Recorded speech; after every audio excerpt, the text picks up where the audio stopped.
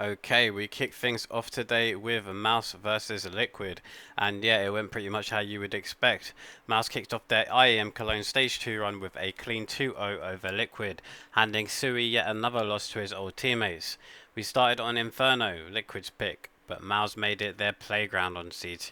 They were winning most of the opening duels, reading Liquid like a book, and cruised to a 10-2 half. Liquid did try to fight back, and Nuts even pulled off a slick 1v2 with the 5-7 to get them going, but yeah, that momentum died fast. MOUZ locked it down at 13-7. Then we went to Train, and this was just brutal. MOUZ only have lost this map to Vitality all year, and they showed why. Their T side got them 6 rounds, and Torsey said it best after the match. We felt like if they don't ban it, it's a great punish pick, and punish they did. Liquid actually went up 9-6 early in the second half, but once guns were in play, it was all MOUZ. They shut Liquid down completely from that point on and took it 13-9, clean 2-0. Exertion and Torsey were the clear standouts, both fragging hard and staying sharp in clutches. On the other side, siuhy had a rough one, just 20 kills in 2 maps and a 0.63 rating against the team that used to be his. So now MOUZ move on to face Navi and MongolZ for a spot in the playoffs. Liquid, they dropped down to face FaZe in an elimination match. And then we had Spirit versus Heroic, zweih's debut, Donk and Shiro go nuclear, and Heroic fall short. Team Spirit kicked off their Cologne campaign with a 2-0 win over Heroic, locking in a winning debut for their newest addition, zweih. The scoreline, 16-4 on Ancient, 13-8 on Nuke, but the real story is Shiro and Donk just taking over.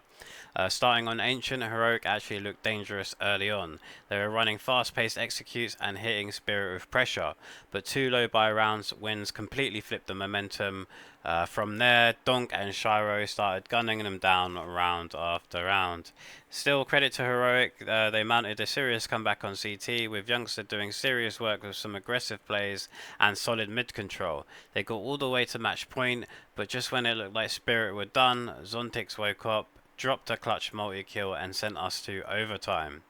In OT, Spirit adjusted perfectly, they punished Heroic's aggression and locked in the map 16-14. Then we hit Nuke, and yeah, it became the Shiro show. He was farming across both halves, putting up 60 kills in the series and a 1.55 rating. Heroic had some fight in them, even clawing back a few rounds in the second half, but Zontix, he clutched a 4K in a 5v3 that pretty much shattered any comeback hope. As for zweih, he had a quiet debut. He played some solid anchor spots on CT, but didn't really get much going on T side. It's early days, but they got the win, so does it actually matter? Spirit now move on to face Aurora, and Heroic drop down to play NIP in the lower bracket. So yeah, they are through, and they will play Aurora. Okay, and then on the last match of the first half of the day, we have the MongolZ, and they have just knocked Falcons out and punched their ticket through ever. They took it 2-0 over Kaiosuke's squad with back-to-back 13-9 wins on Dust 2 and Mirage. And the biggest storyline, Nico and MongolZ had absolute off days, and the MongolZ didn't waste a single opportunity. They've been looking real good this tournament. This is now their 5th straight playoff and 10th in their last 12 big events, and they might be on a collision course with Vitality in a major rematch, and what a match that will be. Let's talk about individuals. Senzu was out of control again, dropping a 1.56 rating and just running through Falcons. He had a 9-2 record in opening duels, averaged nearly 1.4 kills per round, and basically gate crashed Falcons' entire game plan.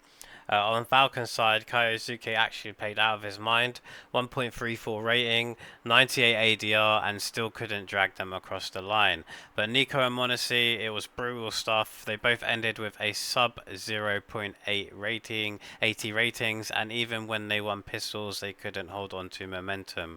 One round they even lost a 4v1 to Blitz, which we are looking at right now. So now the MongolZ are one series away from a semi-final final spot, and Falcons drop into the lower bracket to fight for survival. Even in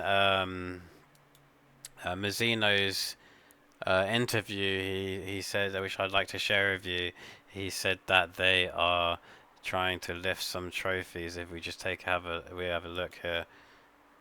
Right now, MongolZ earn themselves a spot in the playoffs of IEM Cologne 2025. I've got Mazzino because this is the first time you'll be in Lanxess, right? Tell me about that feeling. Yeah, we've come here third time in Cologne, and now we made it to Lanxess Arena. Yeah, I'm very happy about it. Yeah. You've made so many playoffs in a row in 2025. I think you're on 5 right now if we're looking at back-to-back. Is this the best version of MongolZ that we've seen so far?